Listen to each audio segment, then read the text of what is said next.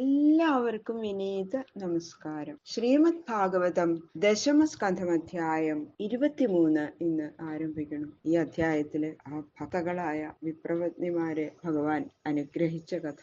ഭഗവാന് ഈ കുട്ടികൾക്ക് വിശപ്പുണ്ടാക്കി ഇത് കൊടുത്തത് എന്തിനു വേണ്ടിയിട്ടാ? ആ വിപ്രപത്നിമാരെ അനുഗ്രഹിക്കാൻ വേണ്ടിയിട്ട്. കുറെ കാലായി അവര് ഭഗവാനെ തന്നെ ഒന്ന് കാണണം എന്ന് വിചാരിച്ചിരിക്കുന്നു. അപ്പൊ അവരെ അനുഗ്രഹിക്കേണ്ട സമയമായി. രാമകൃഷ്ണ ഞങ്ങൾക്ക് വിശക്കണു എന്ന് കുട്ടികൾ പറഞ്ഞപ്പോ അതാ അവിടെ ആ ദൂരെ കാണുന്നില്ലേ, അവിടെ യജ്ഞശാലയില് ബ്രാഹ്മണര് യജ്ഞം നടത്തുകയാണ്. അവിടെ പോയിട്ട് ആ ബ്രാഹ്മണരോട് ചോദിച്ചോളും, അവര് തരും എന്ന് പറഞ്ഞു. ഭഗവാനെ ഉദ്ദേശിച്ചിട്ടാണ് യാഗം ചെയ്യണത്. പക്ഷെ അവര് വേഗം ചെന്നിട്ട് പറഞ്ഞു, രാമനും കൃഷ്ണനും കാട്ടിൽ വന്നിട്ടുണ്ട്, ഞങ്ങൾക്ക് വിശന്നിട്ട് വയ്യ. രാമകൃഷ്ണന്മാര് പറഞ്ഞിട്ട് വന്നതാണ്. അവരൊന്നും വേണ്ടിയില്ല, കേട്ടൊന്നും പോലും നടിച്ചില്ല. അവർക്ക് കുട്ടികൾക്ക് സങ്കടമായി. ഗോപന്മാര് ഇവിടെ വന്നിട്ട് പറഞ്ഞു, ഒന്നും മിണ്ടിയില്ല കൃഷ്ണ, അവര് ഞങ്ങള് പറഞ്ഞത് കേട്ടൊന്നു പോലും നടിച്ചില്ല എന്ന് പറഞ്ഞു. നിങ്ങള് അപ്പുറത്ത് പോയിട്ട് ആ യജ്ഞ പത്നിമാരുണ്ട് അവിടെ, അവരോട് ചോദിക്കും, അവരെന്തായാലും തരും. വേഗം അവരവിടെ ചെന്ന് ചോദിച്ചു, രാമനും കൃഷ്ണനും വന്നിട്ടുണ്ട്, ഞങ്ങൾക്ക് വിശക്കണുണ്ട്, ഇവിടെ വന്ന് ചോദിക്കാൻ പറഞ്ഞു. ഇതങ്ങോട്ട് കേട്ടില്ലേ, ഭഗവാൻ ഇതാ ഞങ്ങള് അന്നം അന്വേഷിച്ച് ഞങ്ങളുടെ ഗൃഹത്തിൽ വന്നിരിക്കണു. അപ്പൊ അവിടെ 4 കൂട്ടം കറികളൊക്കെ ആയിട്ട് ഗംഭീരമായിട്ടുള്ള സദ്യയൊക്കെ ഉണ്ട് യജ്ഞം നടത്തുന്ന സ്ഥലത്ത്.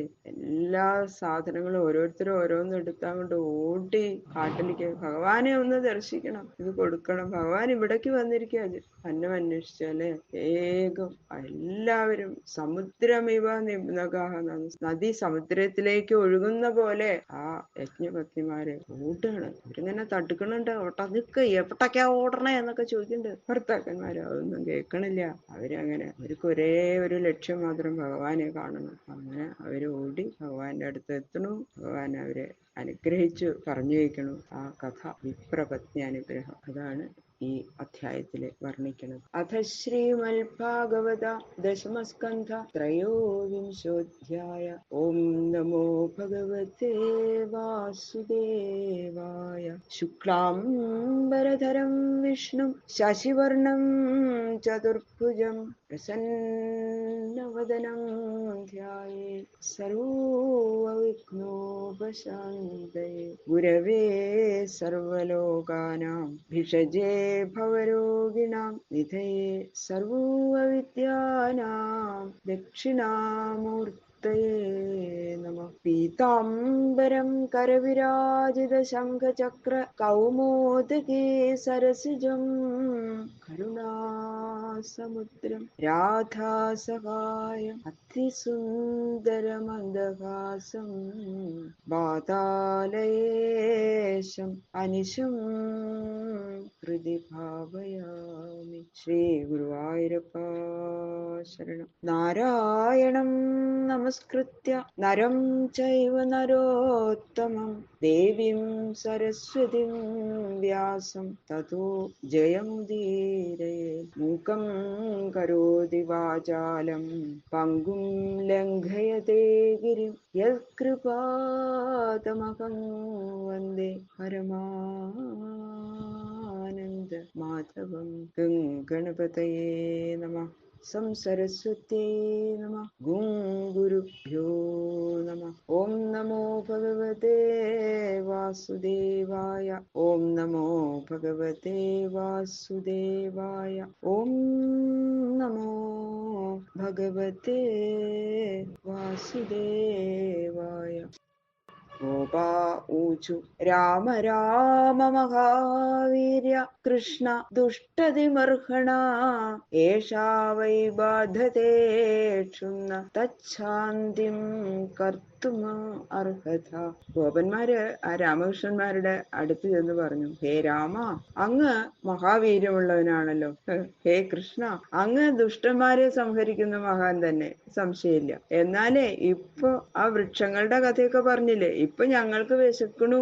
ആ വിശപ്പാകുന്ന ശത്രു എന്നാണ് ഞങ്ങളെ വല്ലാതെ വലയ്ക്കണു. ഈ ശത്രുവിനെ നശിപ്പിക്കാൻ നിങ്ങൾ രണ്ടുപേരും അല്ലാതെ മറ്റാരും ഇവിടെയില്ല.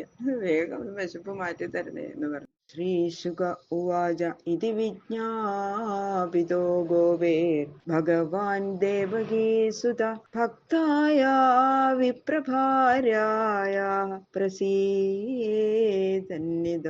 അബ്രവീൽ. ശ്രീ ശുകബ്രഹ്മർഷി പറയുന്നു, ഗോപന്മാര് ഇങ്ങനെ പ്രാർത്ഥിച്ചത് കേട്ടപ്പോ ഭഗവാൻ ഭക്തയായ ആ ബ്രാഹ്മണിയെ അനുഗ്രഹിക്കാൻ നിശ്ചയിച്ചുകൊണ്ട് ഗോപന്മാരോട് ഇങ്ങനെ പറഞ്ഞു.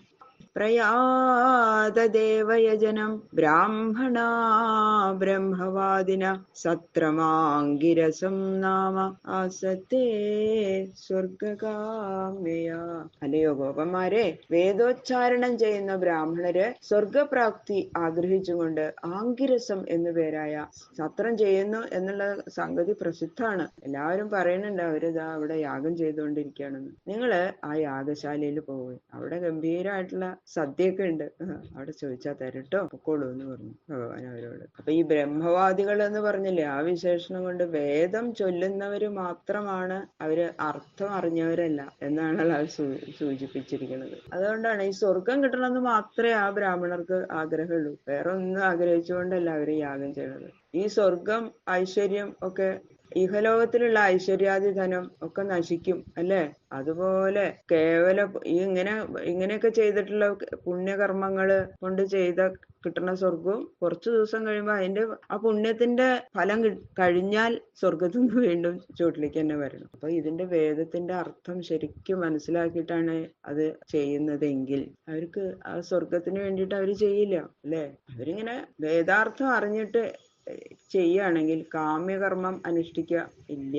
ബ്രഹ്മവാദികളാണ്, അവർക്ക് വേദത്തിന്റെ അർത്ഥം മനസ്സിലാക്കിയിട്ടൊന്നുമല്ല അവര് ചെയ്യണത്. ഇത് ചെയ്താൽ സ്വർഗം കിട്ടും. അപ്പൊ അതിനുവേണ്ടി ആ വേദാർത്ഥം അറിയാത്ത ബ്രാഹ്മണർക്ക് ഭക്തി ഉണ്ടാവില്ല, അവര് കേവലം കർമ്മഠന്മാര് മാത്രമാണ് എന്ന് ആ ഗോപന്മാരെ ധരിപ്പിക്കാൻ വേണ്ടിയിട്ടാണ് അവരുടെ അടുത്തേക്ക് ഭഗവാൻ അവരെ അയച്ചത്. ഒരു ഫലം കാക്ഷിച്ചുകൊണ്ട് യാഗാദി സൽക്കർമ്മം ചെയ്യുന്നവർക്കും ഒരു സാധനം കൊടുത്ത് മറ്റൊന്ന് വാങ്ങി ഈ വ്യാപാരം നടത്തണില്ലേ, അങ്ങനെ ആ കച്ചവടക്കാര്, അതുപോലെ അവർക്ക് തമ്മിലായിട്ട് വലിയ വ്യത്യാസമൊന്നുമില്ല എന്നുള്ള സംഗതി അറിയണമെങ്കിൽ വേദം പഠിക്കുകയോ പഠിപ്പിക്കുകയോ ചെയ്താൽ മാത്രം പോരാ, അർത്ഥം നന്നായിട്ട് അറിയണം. അപ്പൊ മാത്രമേ ഈ കർമ്മഫലത്തില് കാംക്ഷ വെക്കാതെ ഈശ്വരപ്രീത്യർത്ഥം സൽക്കർമ്മങ്ങൾ അനുഷ്ഠിക്കുള്ളൂ എന്ന് ഈ ഗോപന്മാരെ അവരെ എല്ലാവരെയും നമ്മളെ പോലുള്ളവരെയും ഒക്കെ മനസ്സിലാക്കാൻ വേണ്ടിയിട്ടാണ്, അതാണ് ഭഗവാൻ അവരെ അത് നേരിട്ട് മനസ്സിലാക്കാൻ വേണ്ടിയിട്ടാണ് അവരെ അങ്ങോട്ട് പറഞ്ഞു വെച്ചത്. അത് നമുക്കും കൂടി ഇത് മനസ്സിലാക്കാൻ വേണ്ടിയിട്ടാണ് ഇതെല്ലാം ഭാഗവതത്തില് നമുക്ക് പറഞ്ഞു തരണത്. അവരിതാ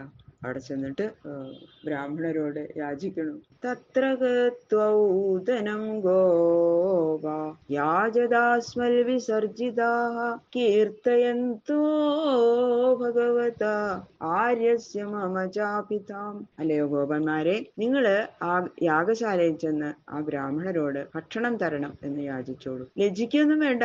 ഐശ്വര്യപൂർണനായിരിക്കുന്ന ജ്യേഷ്ഠന്റെയും ആ ജ്യേഷ്ഠനെ വിശേഷണം കൊടുത്തു വേണം ഭഗവാൻ. അത്ര ഐശ്വര്യമുള്ളതാണ് എന്റെ ജ്യേഷ്ഠൻ എന്നുള്ളതിന്. ഐശ്വര്യപൂർണനായിരിക്കുന്ന എന്റെ ഏട്ടന്റെയും എന്റെയും പേര് പറഞ്ഞാൽ മതി. ഞങ്ങളാണ് അയച്ചത് എന്ന് പറഞ്ഞാൽ പിന്നെ നിങ്ങൾക്ക് നാണമൊന്നും വരേണ്ട ആവശ്യമില്ലല്ലോ. നിങ്ങൾക്ക് അവിടെ ചെന്ന് ചോദിക്കാൻ മടിയുണ്ടോ? അതൊന്നും വിചാരിക്കണ്ട, ഞങ്ങളാ പറഞ്ഞയച്ചെന്ന് പറഞ്ഞാൽ മതി കേട്ടോ.